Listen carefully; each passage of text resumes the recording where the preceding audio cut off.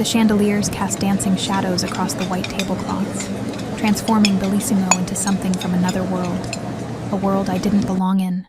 My feet ached in the second-hand heels I'd polished religiously before my shift, the thin straps cutting into my ankles as I balanced trays of champagne through the Friday night dinner rush. 6 months at Chicago's most exclusive Italian restaurant had taught me to become invisible, a ghost drifting between tables, refilling water glasses and clearing plates without making eye contact with patrons who spent more on a bottle of wine than I made in 2 weeks. "Table 7 needs attention," Marco, the floor manager, hissed as he passed, his cologne leaving a sickly trail in his wake. "VIP. Don't screw this up, Sophia." I nodded, swallowing hard. The restaurant whispers had already reached me, a private reservation in our most secluded corner booth. The owner himself had appeared, something that happened perhaps twice a year, nervously straightening paintings and inspecting wine glasses for water spots. I tucked a strand of dark hair behind my ear and made my way across the dining room, feeling the familiar hollowness spread through my chest. 26 years old, with a master's degree in Italian literature gathering dust while I worked double shifts to pay off my mother's medical bills, 6 figures of debt that grew despite every extra hour, every missed meal, every night spent sleeping on my cousin Ellie's couch instead of renting my own place. Table 7 sat partially concealed behind a tasteful arrangement of orchids. 3 men occupied the curved leather booth, but only one drew my eye, the one sitting in the center. Even seated, I could tell he was tall. His dark hair was cut short on the sides but perfectly styled on top, his jawline sharp enough to cut glass. He wore a charcoal suit that moved like liquid mercury when he shifted, the fabric catching the light in a way that screamed bespoke tailoring. No wedding ring, no watch. Unusual for men who dined here, most of whom wore timepieces worth more than cars. The 2 men flanking him were clearly security, thick necks straining against their collar buttons, eyes constantly scanning the room, hands positioned to easily reach inside their jackets. I'd seen their type before, though never quite so obviously armed in a fine dining establishment. I approached with practiced deference, eyes appropriately lowered. "Good evening, gentlemen. Welcome to Bellissimo. May I bring you something to drink while you look at the menu?" The security men didn't acknowledge me, but I felt the center man's attention shift, a tangible weight against my skin. I forced myself to look up, meeting eyes so intensely blue they seemed artificial, like something airbrushed for a magazine cover. I'd expected coldness there, but instead found something worse. Curiosity. "Portaci il vostro miglior Barolo, annata 2010 o più vecchio," he said in perfect Italian, his voice deep and smooth, with a slight accent I couldn't place. "Bring us your best Barolo, vintage 2010 or older." The floor manager hovering nearby looked panicked, ready to rush over and translate. Before he could intervene, I responded automatically in the language I'd grown up speaking with my Sicilian grandmother. "Certamente, signore. Abbiamo un Barolo Riserva 2009 della cantina Conterno, che è eccezionale. Posso consigliare anche il Barolo Monfortino 2006, se preferisce qualcosa di più strutturato." "Certainly, sir. We have a 2009 Barolo Riserva from Conterno Winery that is exceptional. I can also recommend the 2006 Barolo Monfortino if you prefer something more structured." The silence that followed was absolute. The security men tensed, hands shifting subtly toward their concealed weapons. But it was the center man's reaction that sent ice through my veins. He froze completely, his glass blue eyes narrowing as they studied my face with new intensity. For 3 heartbeats, no one moved. Then his mouth curved into something not quite a smile. "Dove hai imparato a parlare così bene l'italiano? Where did you learn to speak Italian so well?" I shifted my weight, suddenly aware of the dangerous ground I was treading. "Mia nonna era siciliana. Ho vissuto con lei fino alla sua morte. 3 anni fa." My grandmother was Sicilian. I lived with her until her death, 3 years ago. He leaned forward slightly, the movement causing his security to mirror him. "Come ti chiami?" "What's your name?" "Sophia," I answered, fighting the urge to step back. Sophia Russo. Something flickered across his face. Recognition. It was gone too quickly to interpret. "The Monfortino," he said, switching to English, his accent now distinctly American with just a hint of something else beneath it. "And bring 3 glasses." He glanced at his security detail. "They won't be drinking, but I want you to join me." The request was so inappropriate, so against every protocol of the restaurant that I froze. "I'm sorry, sir, but I'm not permitted to. I'm not asking." "First?" His tone hadn't changed, still conversational, almost friendly, but something beneath it made my skin prickle with warning. "What was your name again? Sophia?" Marco materialized at my side, his smile strained to breaking. "Mr. Vitale, it would be our pleasure to serve whatever you request. I'll personally retrieve the Monfortino and have Sophia bring it right out." Vitale. The name hit me like a physical blow. Luca Vitale, the man who owned half of Chicago's waterfront properties, whose name appeared in gossip columns linked to models and actresses, whose family had rumored connections to organized crime going back generations. The restaurant's nervous energy suddenly made terrible sense. Marco gripped my elbow, steering me away with fingers that dug painfully into my skin. Once we were through the kitchen doors, he rounded on me. "Are you trying to get us all killed? When he comes here, you smile, you serve, and you get the hell out. You do not engage. You do not make eye contact, and you absolutely do not speak Italian to him like your old friends." "I didn't know who he was," I whispered, my heart hammering. "I was just answering him in the language he spoke to me." Marco ran a hand through his thinning hair. "Just bring the wine, pour it, and leave. No conversation. And for God's sake, don't sit down with him." I nodded.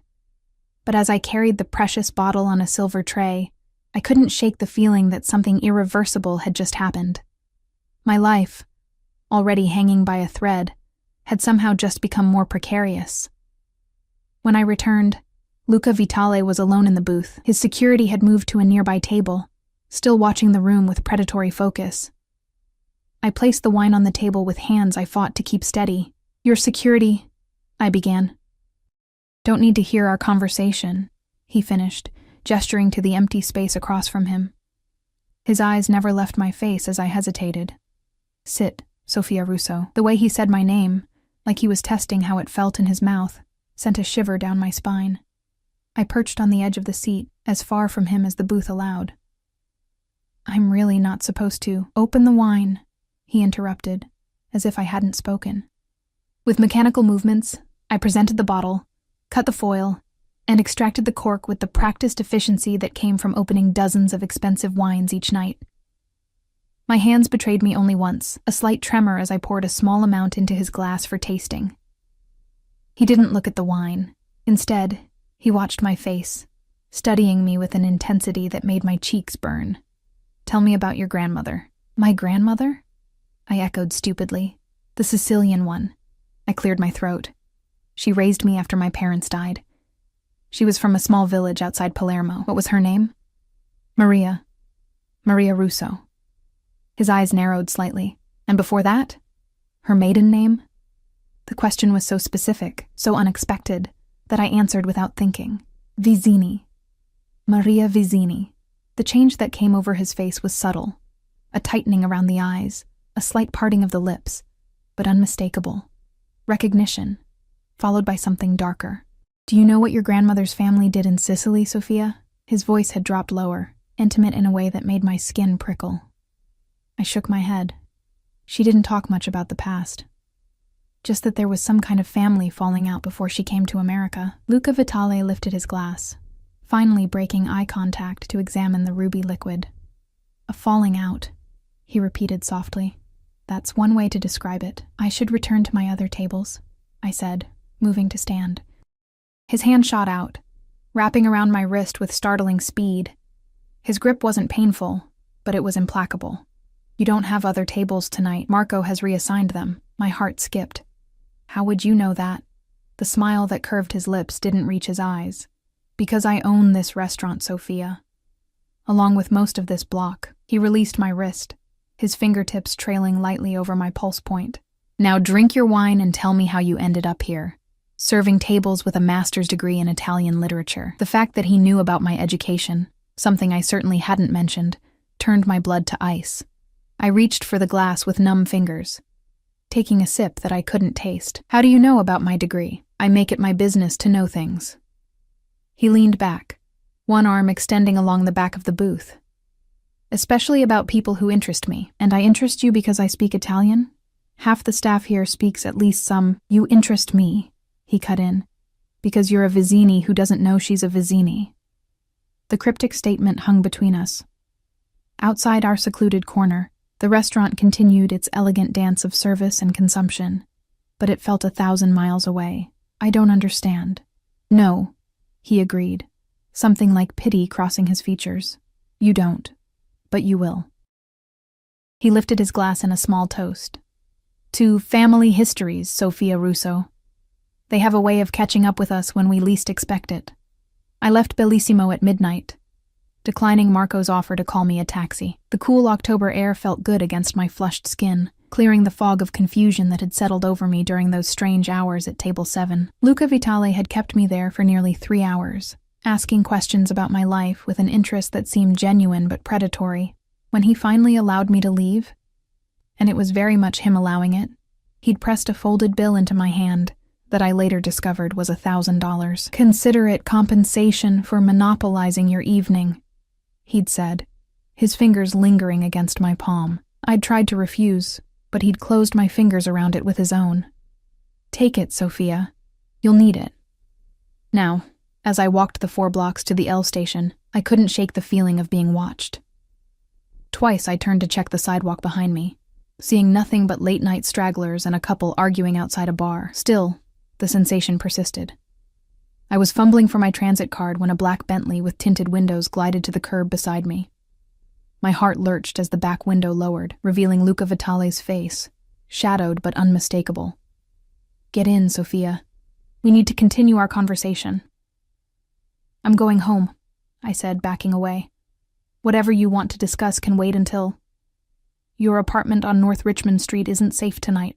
He stated this like a simple fact.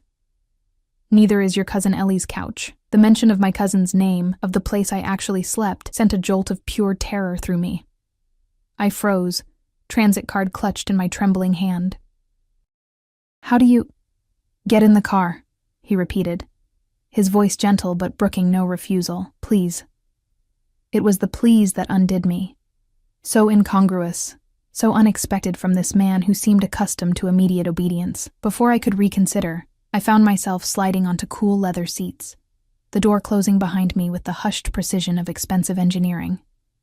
As the Bentley pulled away from the curb, I realized I'd just made a terrible mistake. A mistake that would change everything.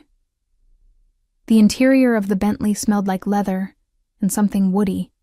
Sandalwood, perhaps. Luca Vitale sat beside me, a respectable distance away, but the confines of the car made his presence overwhelming. His driver and one of the security men occupied the front seats, separated from us by a privacy partition that rose silently at the touch of a button. You're frightened, Luca observed, his eyes reflecting the passing streetlights. You shouldn't be. You know where I live, where I sleep, what I studied in college, I said, pressing myself against the door. Men like you don't gather that information without a reason, and the reasons are rarely good. A smile ghosted across his lips. Men like me. Powerful men. Dangerous men. I swallowed hard. Men connected to organized crime. Instead of denying it, he merely tilted his head. Your grandmother never told you about your family? Nothing at all? She told me they had olive groves in Sicily, that she left after some kind of dispute. I watched his face for a reaction. But that's not true, is it? The olive groves existed, he conceded.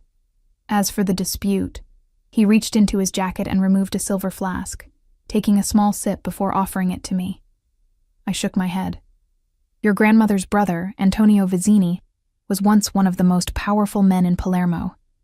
The family had interests in shipping, construction, waste management. The euphemisms weren't lost on me. They were mafia. They were businessmen who operated outside conventional regulations. He corrected smoothly. Your grandmother was Antonio's younger sister, his favorite sibling.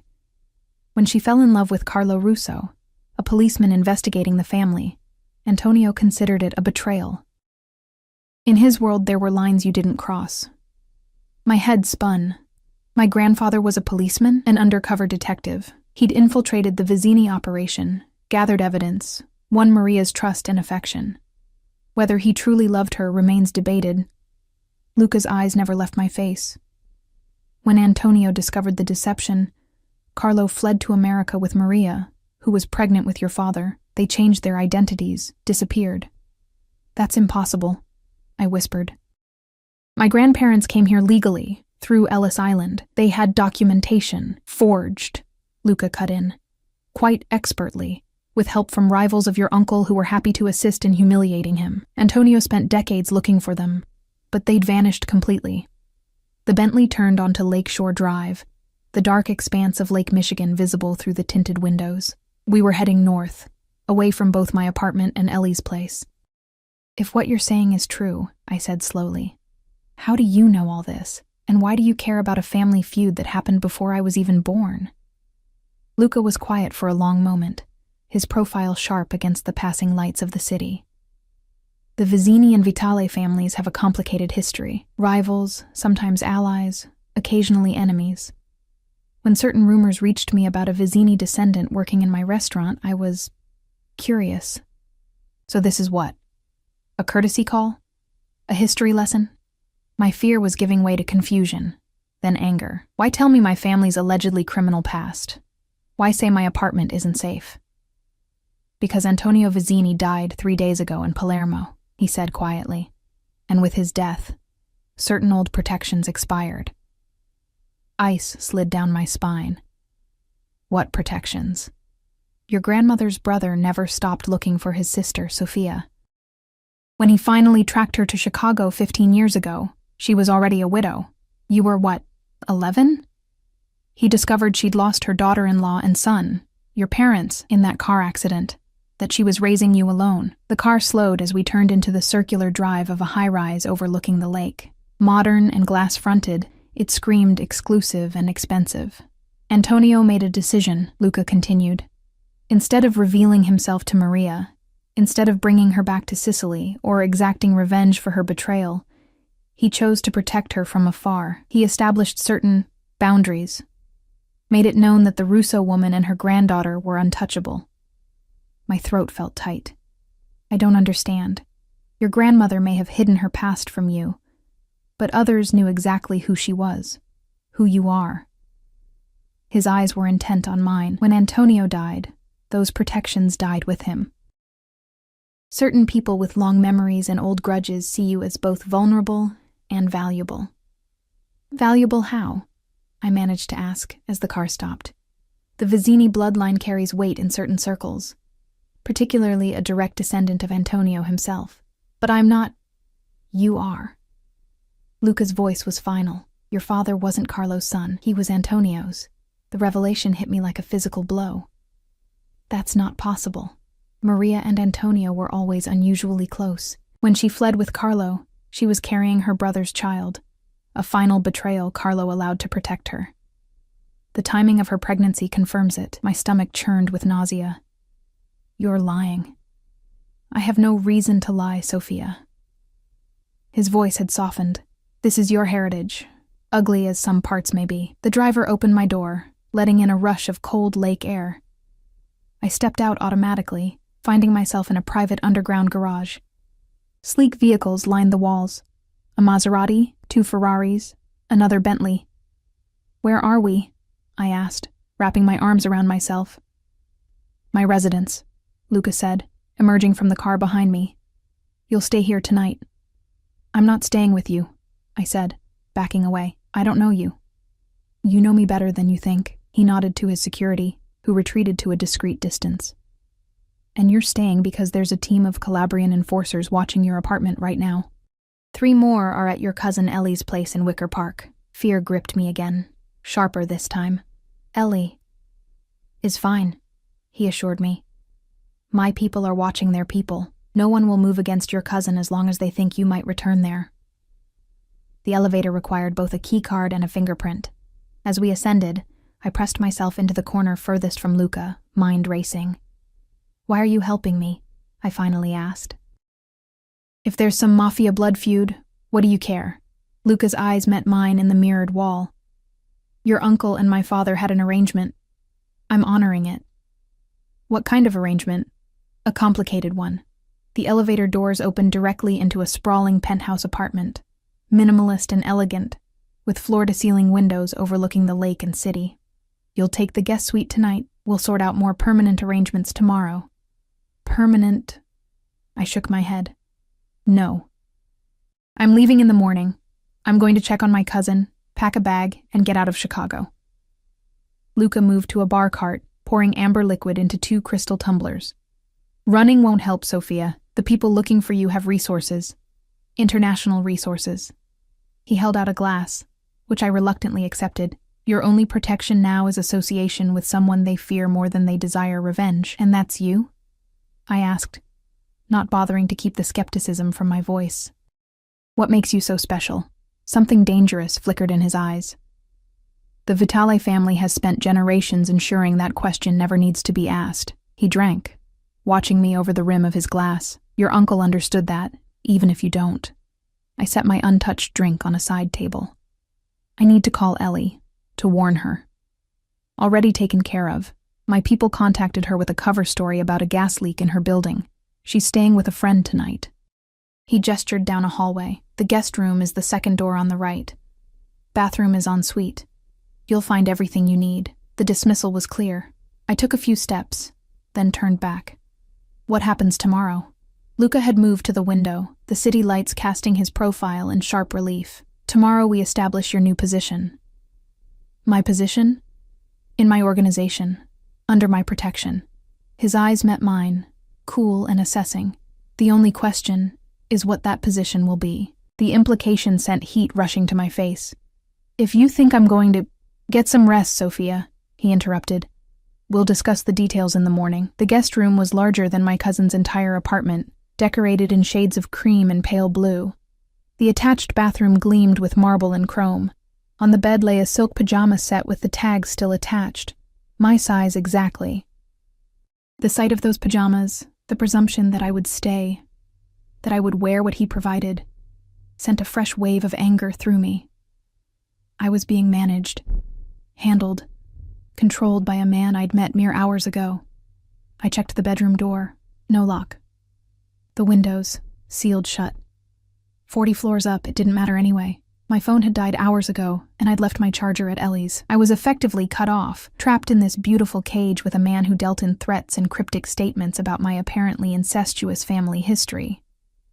I sat on the edge of the bed, finally allowing the tears that had been building all night to fall. My grandmother, the woman who'd taught me to make cannoli and recite Dante, had been living a lie. My entire identity was built on fabrications. A soft knock at the door made me quickly wipe my eyes. I expected Luca, but instead found a middle-aged woman with a kind face and a tray. Mr. Vitale thought you might be hungry, she said, setting down a plate of pasta and a glass of water. Thank you, I managed. Do you live here? She smiled. I'm Mr. Vitale's housekeeper. I live in the staff quarters downstairs. She glanced behind her, then lowered her voice. He's not as frightening as he seems at first.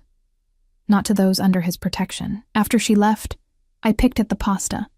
A perfect cacio e pepe that would have been delicious if I'd had any appetite. Eventually, exhaustion overcame fear and confusion. I showered in the marble bathroom, reluctantly put on the silk pajamas, and slid between sheets with a thread count higher than my bank balance. Despite everything, sleep came quickly, dragging me under into uneasy dreams, filled with Sicilian shadows and blue eyes that followed me through unfamiliar streets. I woke to sunlight streaming through windows that had been dark when I fell asleep. Someone had opened the automated blinds remotely. Another reminder that nothing here was under my control. A soft knock preceded the same housekeeper, bearing a tray of coffee and pastries. Mr. Vitale asked me to tell you there are clothes in the closet. He'll meet you in the dining room when you're ready. She hesitated. He's been on calls to Sicily since dawn. The closet revealed more evidence of planning. Jeans in my size, sweaters, blouses, even underwear with tags from expensive boutiques. All of it exactly right, a fact that was both impressive and deeply unsettling. I chose the simplest items I could find. Jeans, a cream sweater, flat leather boots. Looking in the mirror, I barely recognized myself. The expensive clothes transformed me from harried waitress to someone who belonged in this penthouse.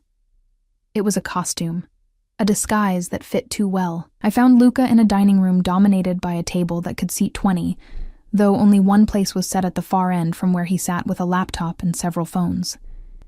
He wore a casual charcoal sweater that probably cost more than a month of my rent, making him look younger, less intimidating than the suited figure from last night. The illusion shattered when he looked up, those blue eyes just as intense in daylight. "You slept well?"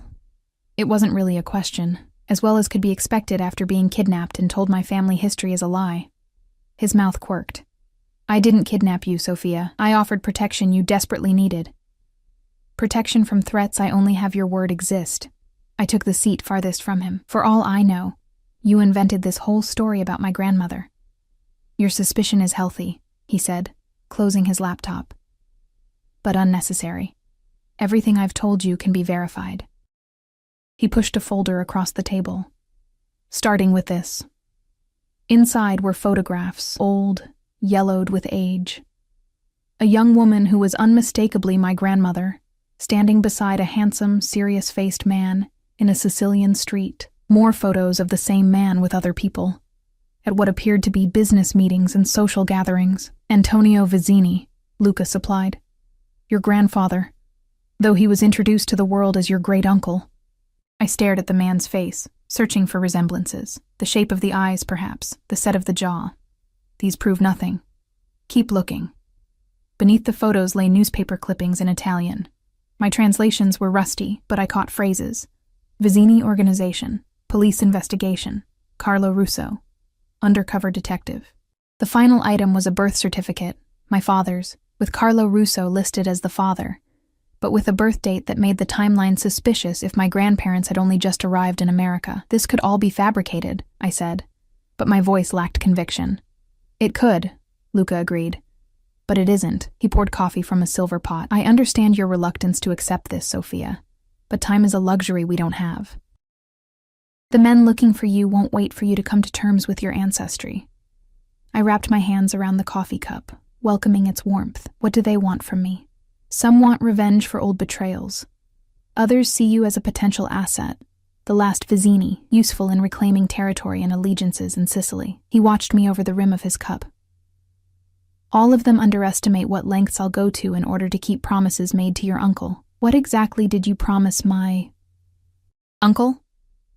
The word felt foreign on my tongue, connected to a man I'd never known existed until yesterday. Luca set down his cup with deliberate precision. "Antonio saved my father's life during a territorial dispute in the 90s. Years later, when my father was dying, Antonio came to him with a request: ensure his bloodline remained protected, no matter what happened to him. And your father agreed?" My father understood the importance of family, of legacy. Something dark passed over Luca's features. "When I took over after his death, I inherited his obligations, including this one." I pushed away from the table. "Well, now you've warned me. Consider your obligation fulfilled. I'll leave Chicago today. And go where?" Luca asked calmly. "These people have connections across the country, international reach. You'd be looking over your shoulder forever. I'll take my chances. Your cousin won't have that luxury." The words stopped me cold. "The moment you disappear, Ellie becomes leverage to draw you out." Nausea rose in my throat. "You said she was safe. She is. While you remain under my protection." He stood, coming around the table with a predatory grace that made me step backward. "I'm not your enemy, Sophia." "Then what are you? My jailer? My bodyguard?" I raised my chin. "You said something last night about my position in your organization. What exactly did you mean by that?" He smiled, the expression not reaching his eyes. "I run legitimate businesses that could use someone with your education and language skills. You'd be compensated well. As a translator? An interpreter?" I laughed bitterly. "That's not what you were implying." Luca moved closer, close enough that I could smell his cologne. Something custom and expensive. "What do you think I was implying?" Heat flooded my cheeks. "That there were other ways I could secure your protection." "Is that what you think of me?" His voice had dropped lower. "That I would demand sexual favors in exchange for keeping you alive?" Put so bluntly, I felt foolish. "I don't know what to think of you. I don't know you." "No," he agreed, "you don't. But I know you, Sophia Russo. I've had people watching you for months, ever since Antonio first informed me of his declining health. The revelation sent a chill through me. You've been stalking me, protecting you, even before you knew you needed protection. He reached out, tucking a strand of hair behind my ear with a familiarity that made me flinch. You work double shifts to pay your mother's medical bills. You sleep on your cousin's couch to save money. You visit your grandmother's grave every Sunday with white lilies. You read poetry in the park during your lunch breaks. You've been alone for so long, carrying burdens no one should have to carry by themselves. Each detail of my life, recited in his smooth voice, felt like a violation. Stop it.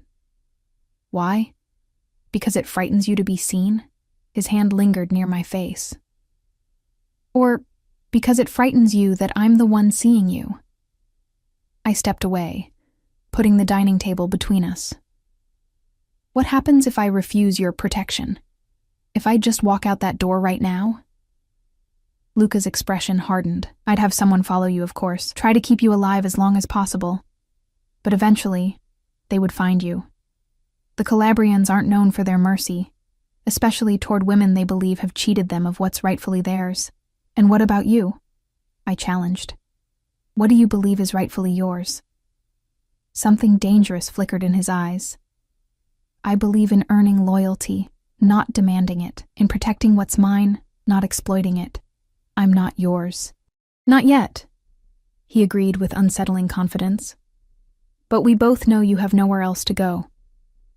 A knock at the door interrupted whatever response I might have made. One of Luca's security men entered, murmuring something in rapid Italian that I couldn't quite catch. Luca's expression darkened. When? He demanded. 20 minutes ago. The cousin's building. My heart stuttered. Ellie? What about Ellie? Luca turned to me. Get your coat. We need to move. Now. What's happened? I grabbed his arm, panic rising. You said she was safe. And she will be if we hurry. He gripped my shoulders. Listen carefully, Sophia. Ellie returned to her apartment to get some clothes. My people spotted Calabrians watching the building. We need to extract her before they make a move. The next 20 minutes passed in a blur. The elevator, the garage, the Bentley with its silent, efficient driver. Luca made calls, issued orders in a mixture of English and Italian. His entire demeanor transformed from the almost playful predator of moments before to something cold and lethal. I sat beside him, terror for my cousin eclipsing any fear I might have had of him. If they hurt her, they won't. Luca's voice brooked no argument. They want you, not her. But they'll use her to get to you if given the opportunity. The Bentley glided through Chicago traffic with unnatural ease, as if other vehicles sensed the danger inside and moved aside. As we approached Ellie's neighborhood, Luca handed me a small object, a sapphire pendant on a delicate chain. Put this on. What? Why? It's a tracker, he said bluntly. If we're separated, I need to be able to find you. The idea of being electronically tagged like an animal made me recoil, but the urgency in his voice convinced me. I fastened the necklace with trembling fingers. There's a microphone embedded as well, he added. If you're in danger, say Azure, and the security team will hear you. We turned onto Ellie's street, a row of renovated brownstones popular with young professionals. Luca pointed to a black SUV parked halfway down the block. Calabrians, he said grimly. They've been more efficient than I anticipated. He touched his earpiece. Status on the girl? Whatever he heard made his jaw tighten. Change of plans. He turned to me. Ellie isn't answering her door or her phone. We need to assume they've already made contact. You said they wouldn't hurt her. And they won't, as long as they believe she's useful in getting to you. He reached inside his jacket, removing a sleek handgun that he checked with practiced efficiency. The sight of the weapon made this nightmare suddenly, terribly real. What are you going to do? Get your cousin. Eliminate any threats. He tucked the gun away. Stay in the car until I return. I'm coming with you, I said, reaching for the door handle. Ellie will be terrified. She knows me. Luca caught my wrist, his grip like iron. If you walk into that building, you're giving them exactly what they want. They'll take you both. Then what do we do? Just sit here while... My question was cut short by the ringing of a phone. Not one of Luca's, but mine, which I'd left dead in my purse the night before. Somehow it was now charged. Luca nodded for me to answer, pressing a button on his watch that I suspected might be recording the call. Hello? My voice sounded thin, frightened. Sophia. Ellie's voice, high with panic. Soph, there are men here. They say they're looking for you. They won't let me leave. Ellie, are you hurt? I gripped the phone tighter. Have they touched you? No, but they... Her voice cut off, replaced by a man's, heavily accented. Ms. Russo, a pleasure to finally speak with you. The voice was cultured, almost pleasant. I believe we have a mutual acquaintance in Luca Vitale. Luca's eyes narrowed at the mention of his name. He held out his hand for the phone, but I shook my head. Who is this? I demanded. Someone with a vested interest in your family's legacy. Someone who believes that legacy has been... mismanaged. A pause. I would like to discuss this with you in person. Your cousin will remain our guest until then. If you hurt her, please, Ms. Russo. We are businessmen, not barbarians. The voice hardened slightly, but make no mistake. We will do what is necessary to secure what is rightfully ours. What do you want from me? Come to your cousin's apartment, alone. We will discuss terms. The line went dead. I looked up at Luca, who had heard every word through the car's integrated system. His expression was thunderous. I have to go in there, I said, reaching again for the door. Absolutely not. His tone left no room for argument. The moment you enter that building, you'll both be on a private plane to Calabria. I wouldn't be able to help you then. Then what's your plan? Storm the building? Shoot everyone? I shook my head. Ellie will be caught in the crossfire. Luca was silent for a long moment, his eyes calculating. Finally, he pressed a button, lowering the partition to address his driver. Plan B. Full tactical response. No casualties on our side. The driver nodded, speaking rapidly into a discreet microphone on his lapel.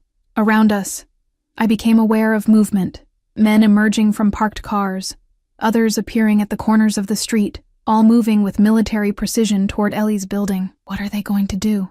I whispered. What they're trained to do, Luca replied coldly.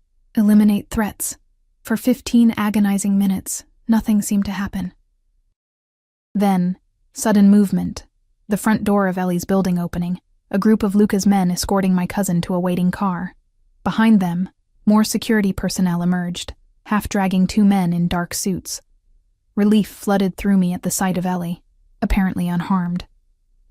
Thank God. Luca's hand settled on my knee, a gesture both possessive and reassuring. It's not over. The men they captured are foot soldiers. The one who called you, their leader, isn't among them. As if summoned by his words, a sharp crack echoed through the street. A gunshot. Luca reacted instantly, shoving me down into the footwell of the car as the driver accelerated away from the curb, tires screeching. More shots rang out, one hitting the Bentley's window with a dull thud. Bulletproof glass, I realized with detached clarity. Luca had produced his weapon again, speaking rapid commands into his earpiece. Get the girl to the safe house. We've got company. The Bentley careened around a corner, throwing me against Luca's legs. I clutched at the leather seats, terror a living thing in my chest. Ellie is fine. My people have her. Luca pulled me up beside him as the car straightened out, one arm keeping me secure against his side. But we've got a tail, 2 vehicles. Through the rear window, I could see black SUVs in pursuit, gaining on us despite our driver's skill. Who are they? I gasped. The man who called you is named Giancarlo Bianchi. He believes he has a claim to the Vizzini territories through a marriage alliance 2 generations ago. Luca's voice was clinically detached. He's been waiting for Antonio's death for years, planning how to seize control. The Bentley swerved onto Lakeshore Drive, accelerating to dangerous speeds. One of the pursuing vehicles fell back, but the other maintained its distance. He sees you as the key to legitimizing his claim, Luca continued. With the last Vizzini blood under his control, certain old alliances would recognize his authority. Under his control? What does that mean?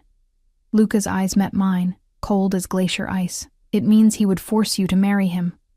Or his son. A political alliance sealed in blood. The barbarism of it, the medieval concept of forced marriage as a power play, left me speechless. This couldn't be real. Such things didn't happen in 21st century America.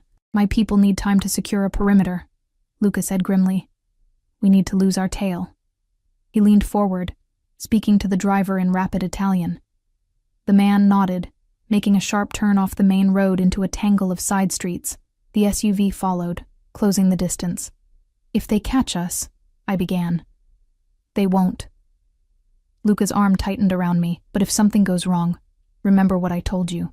Say Azure, and my team will find you. Why are you doing this? I whispered. Risking your life, your men, for someone you barely know.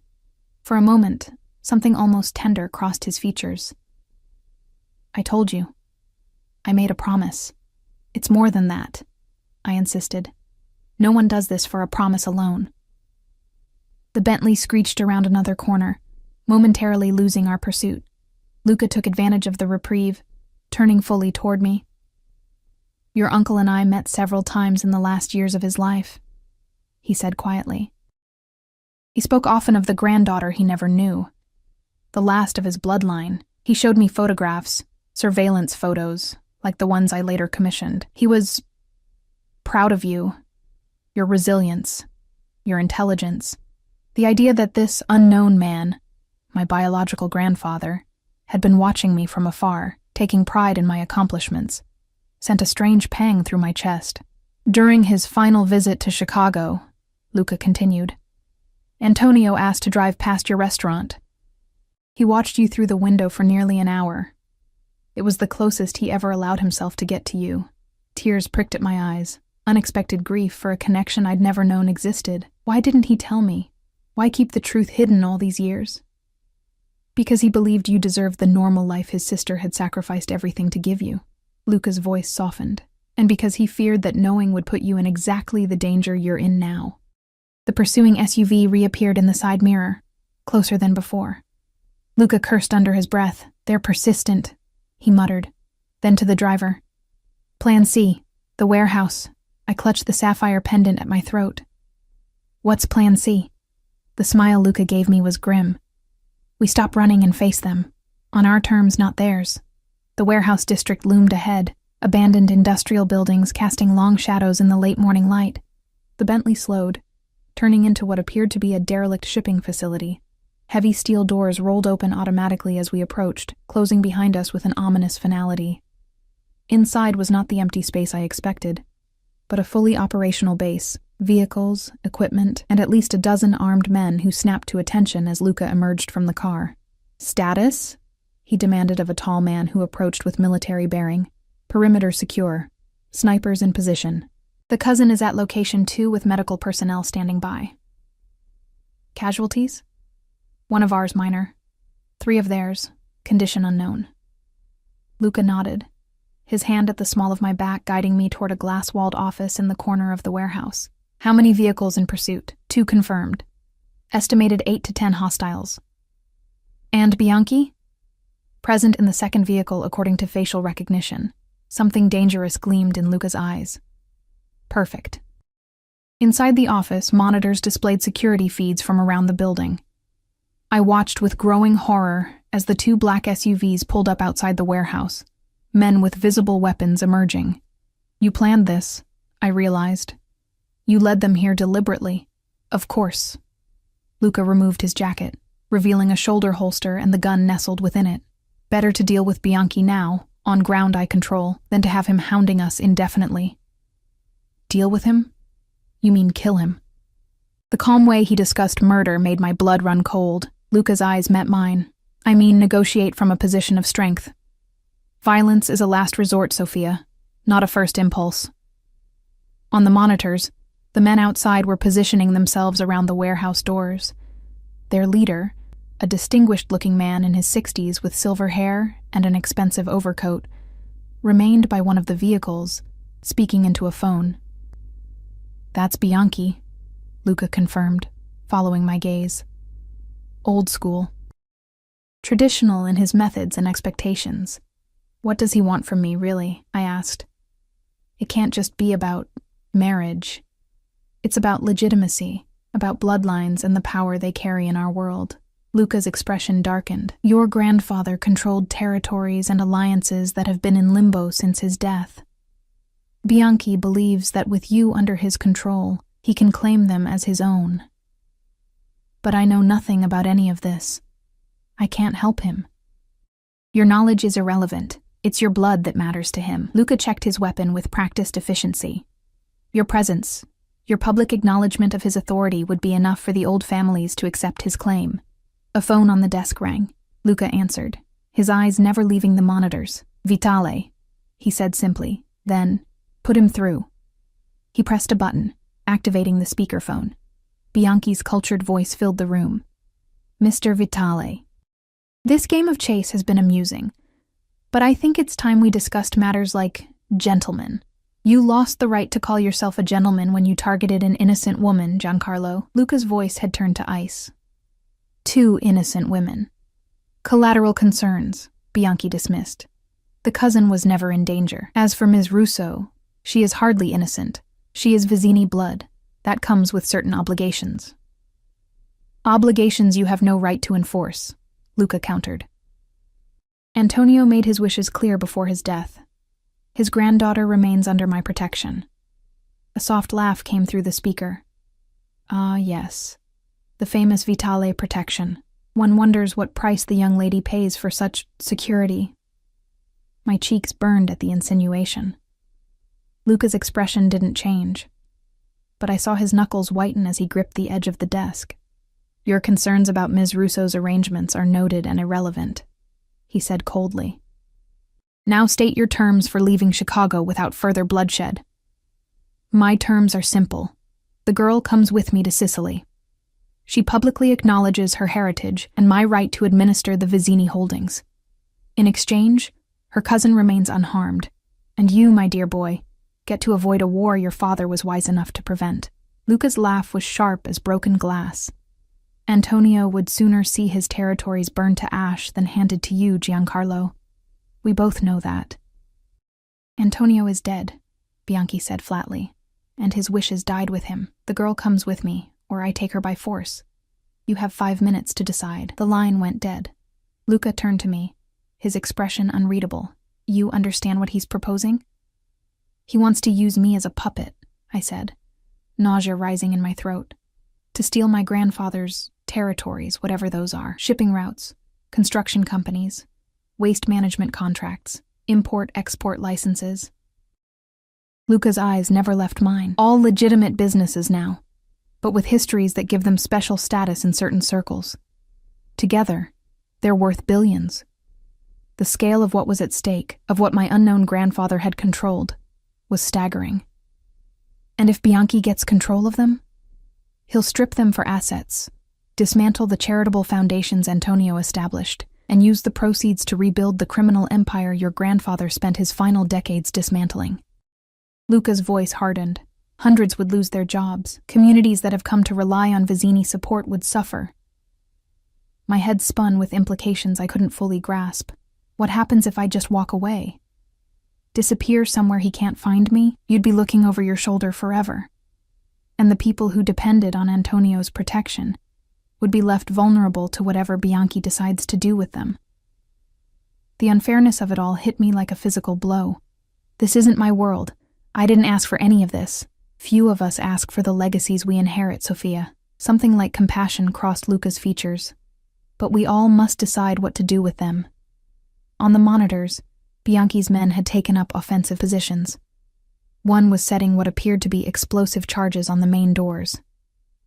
"We're out of time," Luca said grimly. "There's a secure room behind this office. I need you to..." "No." The word surprised us both. "I won't hide while people die because of me.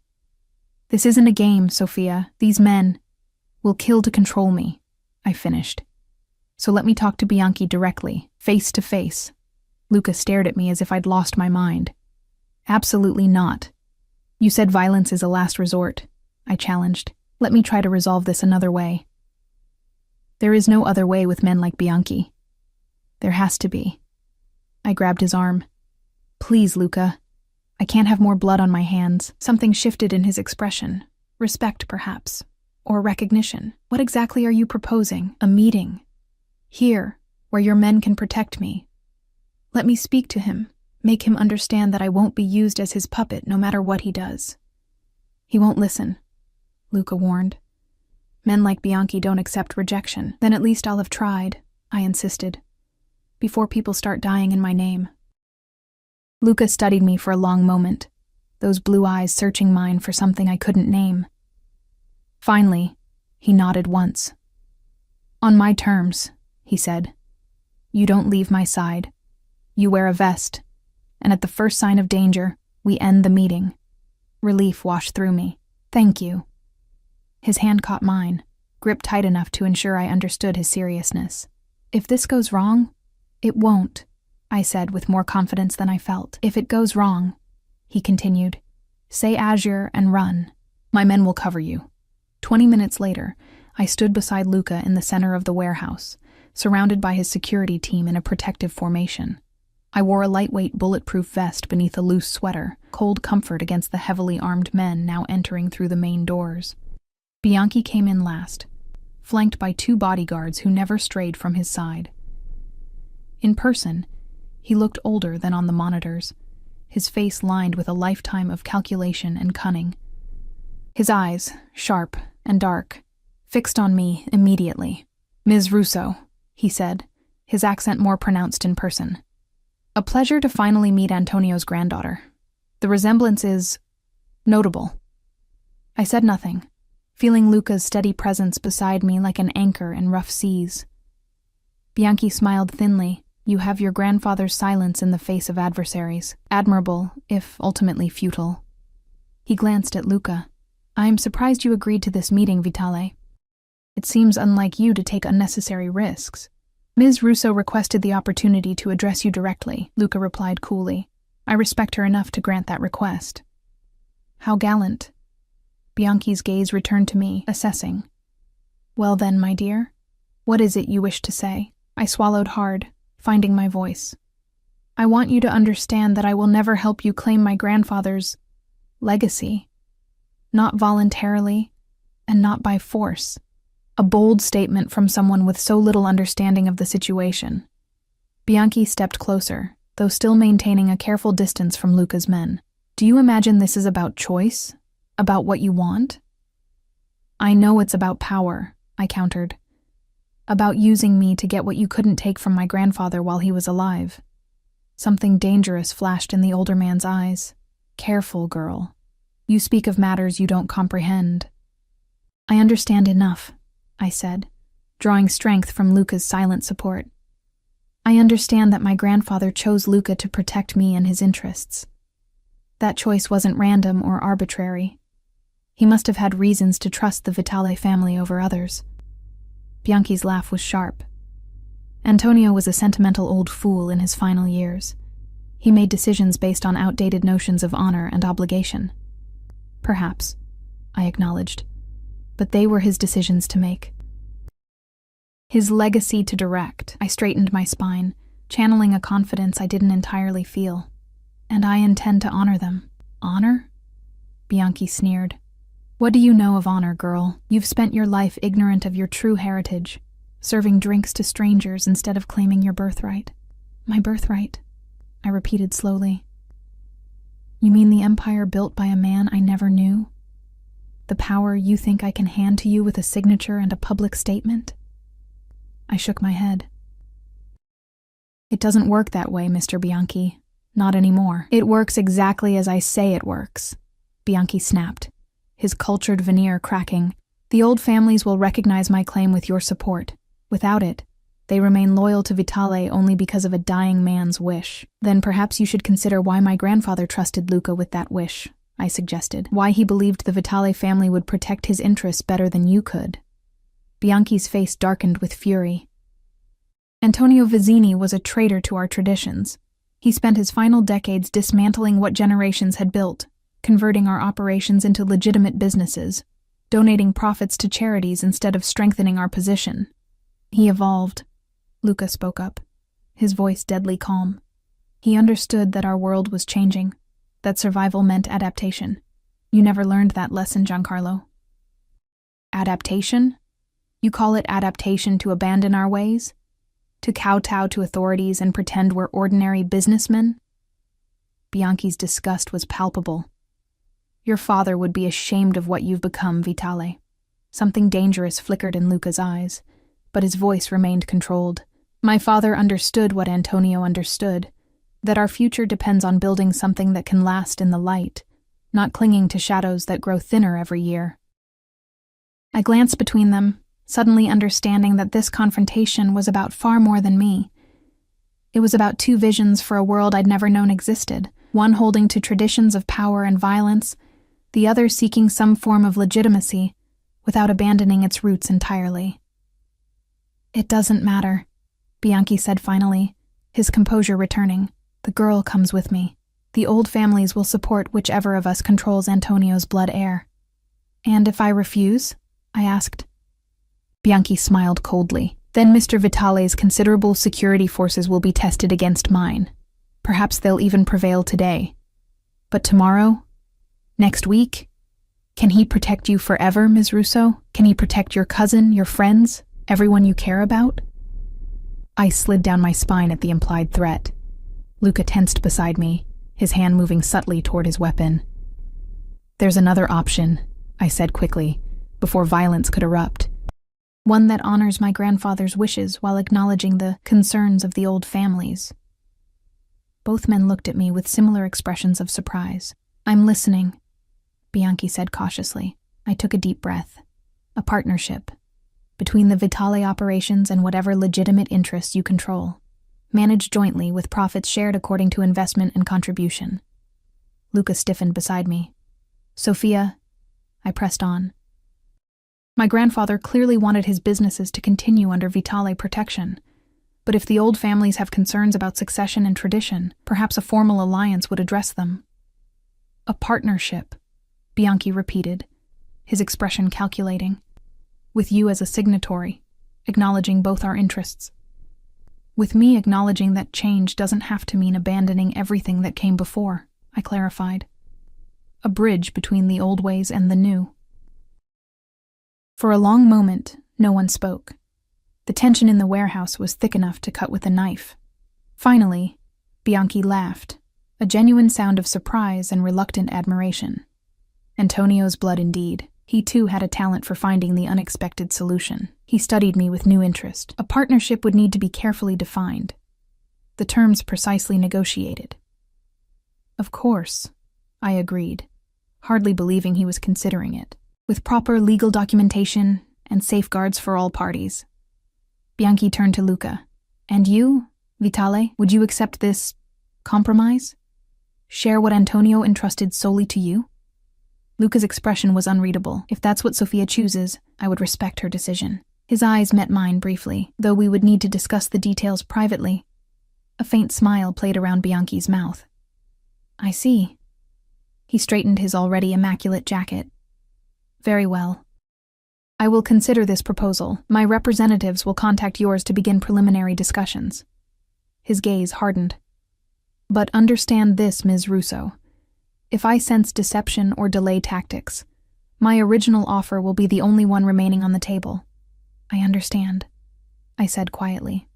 With a curt nod, Bianchi turned to leave, his security detail closing ranks around him. At the door, he paused, looking back at me with an expression I couldn't interpret. You would have made Antonio proud today, he said. Remember that when you're finalizing our agreement. After they had gone, the tension in the warehouse dissipated like air from a punctured balloon. Luca's men relaxed marginally, though they maintained their vigilance. I found myself suddenly weak-kneed, the adrenaline that had carried me through the confrontation draining away. Luca caught my arm, steadying me. That was either the bravest or most foolish thing I've ever witnessed, he said quietly. Did I just make a terrible mistake? I whispered. His eyes met mine, serious, but with something like admiration in their depths. You bought us time, created an option where there appeared to be none. His fingers tightened slightly on my arm. But Bianchi is dangerous, Sophia. He'll expect this partnership to be formalized soon, and on terms that favor him significantly. I know, I acknowledged. But it stopped people from dying today. That has to count for something. For a moment, something almost gentle crossed Luca's features. Then his professional mask returned as one of his men approached. The building is clear, sir. No surveillance devices left behind. The cousin has been moved to the penthouse as instructed. Ellie's at your apartment? I asked, surprised. Luca nodded. It's the most secure location we have. Once Bianchi identified her, your cousin became a permanent part of this equation. His expression softened slightly at my concern. She's safe, Sophia. Shaken, but unharmed. I need to see her, I insisted. To explain. You will, he assured me. But first, we need to discuss what just happened, and what happens next. The ride back to Luca's penthouse passed in tense silence. I stared out the window at Chicago's familiar skyline, now transformed in my eyes. Behind those gleaming towers and busy streets existed another world. One of power struggles and blood legacies, of promises and threats, a world I'd been thrust into without warning or preparation.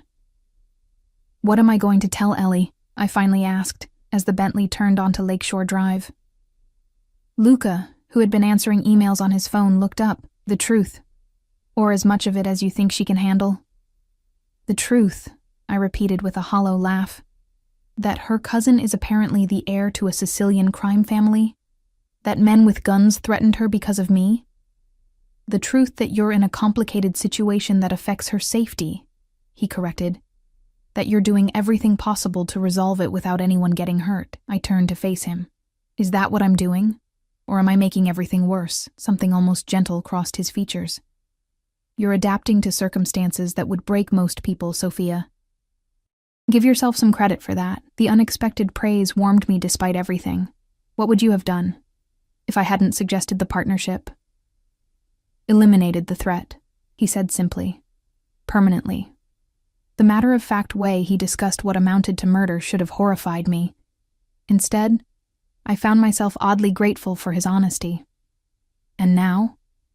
Now we prepare to negotiate with Bianchi while strengthening our position. His eyes met mine, which means formally establishing your place within the Vizzini Vitali organization. My place, I echoed. As what, exactly? The Bentley slowed as it approached Luca's building. That depends on what you want, Sophia.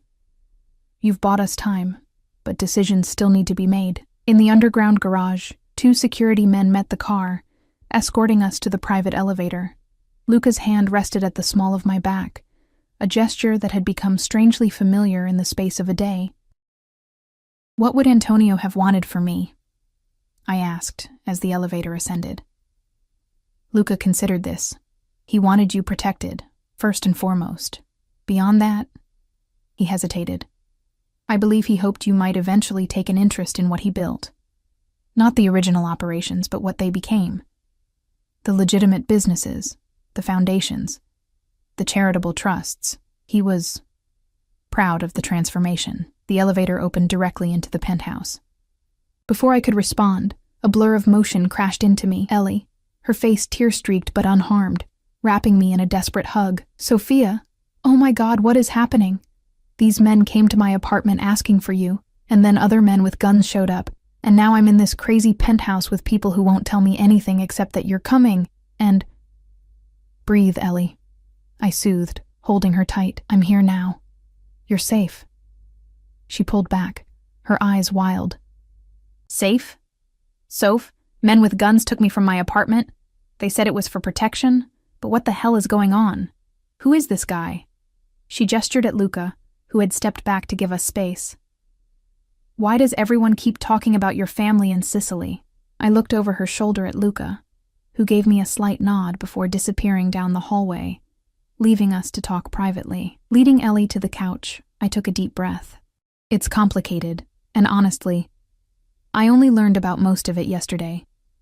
but I'm going to tell you everything I know. For the next hour, I explained the impossible story that had become my life, my grandmother's secret past, Antonio Vizzini's hidden identity as my grandfather, the power vacuum created by his death, and the danger it had placed us in. I left out the most violent details, but didn't sugarcoat the fundamental truth. We were caught in a dangerous game of power and tradition. So this Luca guy, Ellie said when I finished, he's what? Your bodyguard? Your jailer? Your boyfriend? She whispered the last word with wide eyes. Heat rushed to my face. He's none of those things. He made a promise to my grandfather to protect me, and he's honoring it. Uh-huh. Ellie's expression was knowing despite her lingering fear, and the way he looks at you is just... Professional concern? What are you talking about? Soph, the man hasn't taken his eyes off you since you walked in. Even when he's pretending to be busy across the room, he's watching you. I glanced toward the kitchen where Luca stood talking quietly with his security chief, his profile sharp against the afternoon light. As if sensing my gaze, he looked up, our eyes meeting briefly before I turned away. It's not like that, I insisted. He's responsible for me, that's all. Ellie raised an eyebrow. If you say so. But responsibility doesn't usually look like... that. Before I could respond, Luca approached, his expression serious. Sophia, we need to discuss next steps. Bianchi's representatives have already made contact. That was fast, I said, surprised. He's eager to formalize the arrangement before I can change your mind. Luca glanced at Ellie. Perhaps your cousin would like to rest? The guest room is prepared. Ellie stood, her earlier fear giving way to protective indignation. I'm not leaving Sophia alone.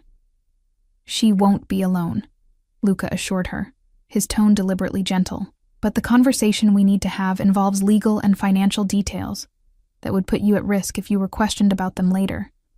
I squeezed Ellie's hand. It's okay. I'll be fine.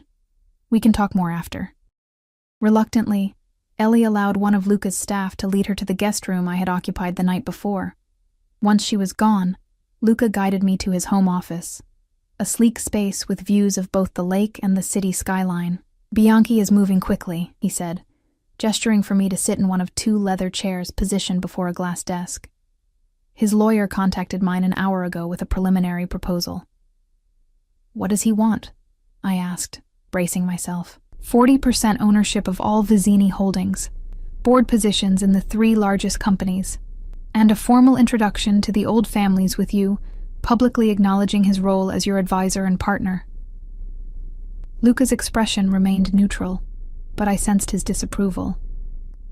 And what do you think? I think it's excessive, but not unexpected. He sat across from me, his posture relaxed but alert. The question is what you want, Sophia. What I want? I laughed bitterly. I want my normal life back. I want to not be responsible for billion-dollar enterprises I know nothing about. I want my cousin safe, and this nightmare over. And if those aren't options, he pressed gently. I met his gaze. Then I want to honor my grandfather's wishes, to protect what he built, what he transformed his empire into. I hesitated. And I don't want anyone else hurt because of me. Something like approval flickered in Luca's eyes. Then we counter-offer. 20% ownership for Bianchi, advisory board positions only, and a formal introduction that acknowledges his historical connection to the Vizzini family without granting him any authority over you. Will he accept that? Not initially, Luca admitted, but it gives us room to negotiate while my people finish compiling evidence of his less legitimate operations. Evidence? I echoed. A cold smile touched Luca's lips. Insurance. In case Bianchi decides partnership isn't enough after all, the casual way he discussed leverage and threats should have disturbed me. Instead, I found myself oddly comforted by his thoroughness, his readiness to protect what was, apparently, now mine. There's something else we need to discuss, Luca continued, his expression growing more serious. Your official role in the organization. Bianchi will expect it to be clearly defined before any agreement is finalized. I told you, I don't know anything about running businesses, especially ones with complicated histories. You'll learn, he said simply. Antonio left detailed records, and I can guide you through the transition. And if I don't want this responsibility, I challenged. If I want to walk away once Bianchi is dealt with? Luca studied me. Is that what you want, Sophia? To return to serving wine to strangers and sleeping on your cousin's couch? To pretend none of this exists while others manage your inheritance? Put that way, it sounded absurd. Yet the alternative, stepping into a world of power and danger I barely comprehended, seemed equally impossible. What if I'm not cut out for this? I asked quietly. What if I make terrible decisions that hurt people? You won't be alone, Luca said, his voice softening. Unless you want to be. The implication hung between us, heavy with unspoken possibilities. I searched his face, those impossible blue eyes revealing nothing and everything. Why are you really doing this, Luca? It can't just be about a promise to a dying man. For a moment, I thought he wouldn't answer. Then he leaned forward, close enough that I could smell his cologne. When Antonio first approached my father about protecting you, I thought it was sentimental foolishness. Another old man trying to right past wrongs before meeting his maker. His voice dropped lower. Then I saw the surveillance photos. Read the reports about this brilliant, stubborn woman working double shifts to pay off her mother's medical bills, giving up her dreams to honor obligations that would have broken most people. Heat crept up my neck as he continued. I started having my own people watch you. Tell me about your habits, your struggles. I found myself... He paused, seeming to search for the right word. Impressed by your resilience, your loyalty, your complete obliviousness to your own worth. My worth, I repeated, unsure what he meant. Not your bloodline or your inheritance, he clarified. Your character, the way you care for your cousin, the kindness you show to difficult customers, the books of poetry you read on your breaks. The realization that he had been watching me for months, gathering these intimate details of my life, should have terrified me. Instead, I felt strangely seen, truly seen, perhaps for the first time. So, what happens now? I asked, my voice barely above a whisper. Now we negotiate with Bianchi, formalize your position, ensure your safety and your cousin's. Luca's eyes held mine, and perhaps explore what exists between us, beyond obligations and promises. My heart stuttered. And what is that, exactly? Instead of answering, he reached across the desk, his fingers brushing mine in a touch so light it might have been accidental if not for the intent in his gaze. Only what you want it to be, Sophia. His voice had roughened slightly. I protect what's mine, but I don't claim what isn't freely given. Before I could respond, his phone rang. The secure line dedicated to his security team. Luca answered with a curt, Vitale, his expression darkening as he listened. When? He demanded. How many? A pause. Lock down the building. Full protocol. I'll handle it. He ended the call, immediately standing. Bianchi's men have been spotted in the lobby. It seems he's decided to accelerate negotiations. Fear gripped me. Ellie is safe, he assured me. The residential floors are secure, but we need to move quickly. He crossed to a painting on the wall, swinging it aside to reveal a safe. After entering a combination, he removed several files and a small velvet box. What's happening? I asked, standing as well. I thought we had an agreement with Bianchi. We have a preliminary understanding that he's apparently decided to strengthen through intimidation. Luca's expression was thunderous. A mistake on his part. From the box, he removed a ring, platinum set with sapphires that matched the pendant he'd given me earlier. This belonged to my grandmother. I had it resized yesterday. Luca, what? Bianchi respects only two things, power and tradition. He held the ring between us. A formal alliance between our families would force him to back down without bloodshed. I stared at the ring, understanding slowly dawning. You're proposing marriage? An engagement, he clarified. A public statement of intent that would unite the Vizzini and Vitale interests permanently. It would make any move against you an act of war against both families. This is insane, I whispered. We barely know each other. I know enough, he countered, stepping closer. I know you're brave enough to face a man like Bianchi to protect others, smart enough to find solutions where there seem to be none. strong enough to adapt to a world turned upside down in the space of a day. My head spun with the impossibility of it all. And what do you get out of this arrangement? Something dangerous and possessive flashed in his eyes, everything worth having. Before I could respond, a soft knock at the door preceded the security chief. "Sir, Bianchi is requesting a meeting. He's in the lobby with 6 men. Luca never took his eyes from mine. Tell him Ms. Russo and I will receive him in 30 minutes. Standard security protocols." After the man left, Luca held out the ring again. "Your decision, Sophia. Say the word, and I'll find another way to handle Bianchi." I looked from the ring to his face, searching for deception or calculation. Instead, I found only intensity and something deeper, something that made my pulse quicken, despite the absurdity of the situation. "This isn't real," I said quietly. "It's just strategy." "Is it?" He stepped closer, close enough that I could feel the heat of him. "Perhaps it began that way, a solution to an immediate problem. But I don't make offers I'm not prepared to honor fully, Sophia. You don't even know me," I protested weakly. "I know the essentials," he countered. "The rest, we have time to discover." In that moment, standing in the fading afternoon light of his penthouse office, with danger pressing in from all sides, I made a decision that would alter the course of my life forever. I held out my hand. Yes. The ring slid onto my finger with perfect precision, cool metal warming quickly against my skin. Luca's fingers lingered, tracing the pulse point at my wrist in a gesture both possessive and reverent. "Mine to protect," he murmured, his eyes holding mine. "Mine to cherish."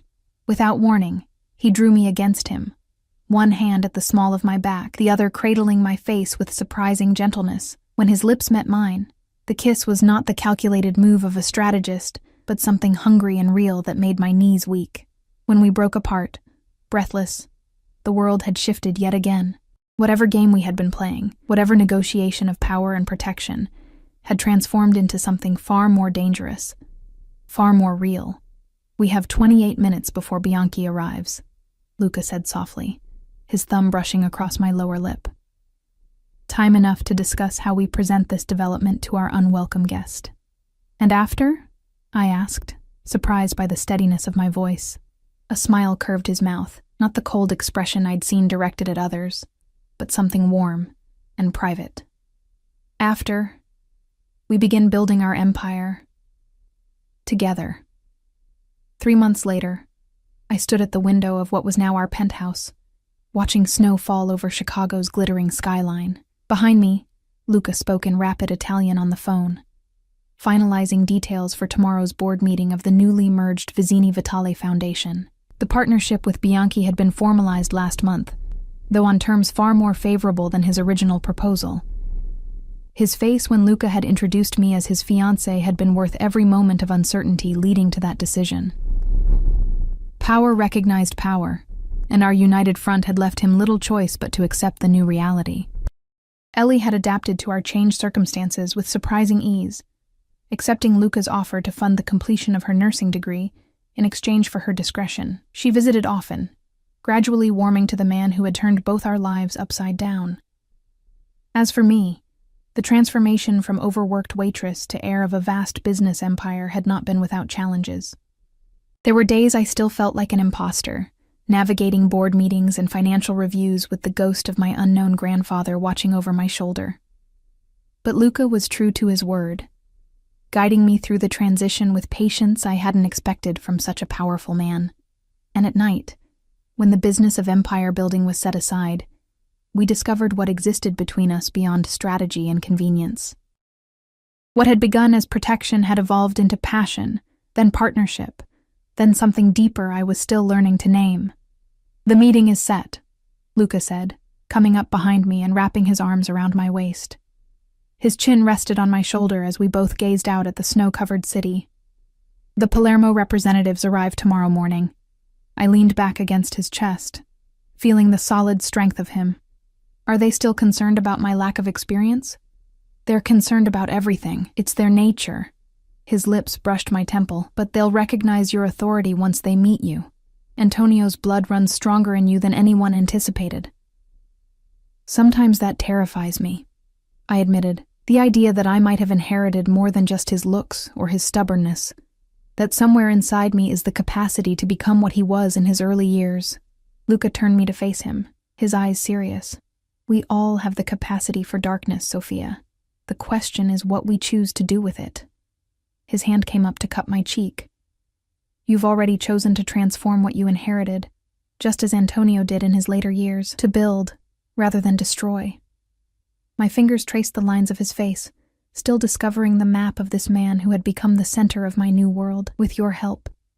Always, he promised, capturing my hand and pressing a kiss to the palm. Mine to protect, mine to cherish. Yours, I agreed. The word no longer frightening but freeing. In choosing him, in choosing this life, I had found a strength I never knew existed within me. The strength not just to survive, but to thrive in this dangerous, beautiful world we now ruled together. Outside, snow continued to fall, covering the city in a blanket of white that transformed even its harshest edges into something magical. A new beginning, a clean slate on which to write our shared future, one decision, one day, one kiss at a time.